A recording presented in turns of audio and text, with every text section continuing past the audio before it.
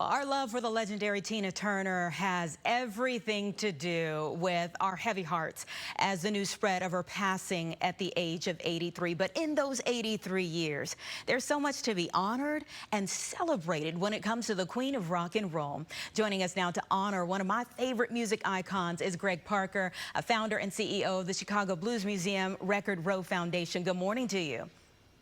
Good morning to you. In a 60-year career span, you became one of Tina Turner's personal friends. Tell me about the Chicago music scene and how you all became connected, maybe a memory that you have of the two of you.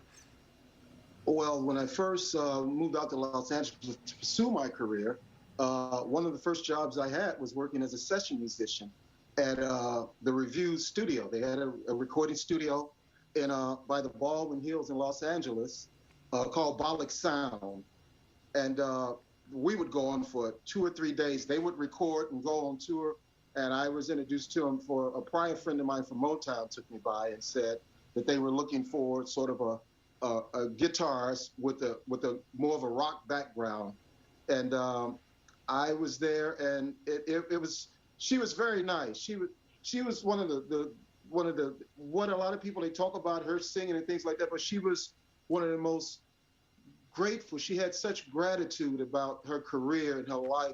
She was such a warm person, and that was 1974. Mm-hmm.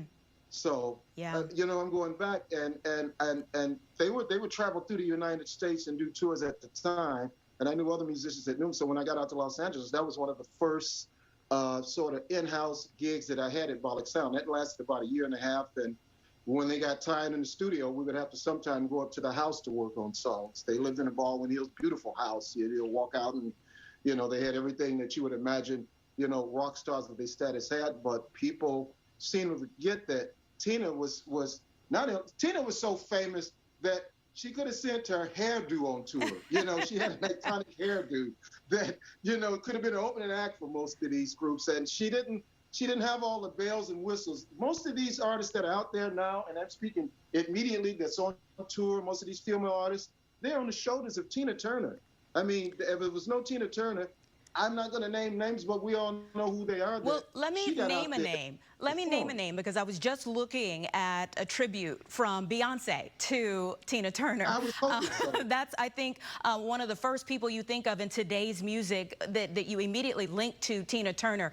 And you think Tina Turner, the legs, the sweaty, energy-packed performances, that raspy voice. But she also talked a lot about her perseverance. I remember her talking to Oprah about her perseverance. We all know of her triumph from domestic violence. Some people remember the tragic loss of her son, and there were lesser-known health struggles like a stroke in 2013, kidney failure. What did you admire most about her?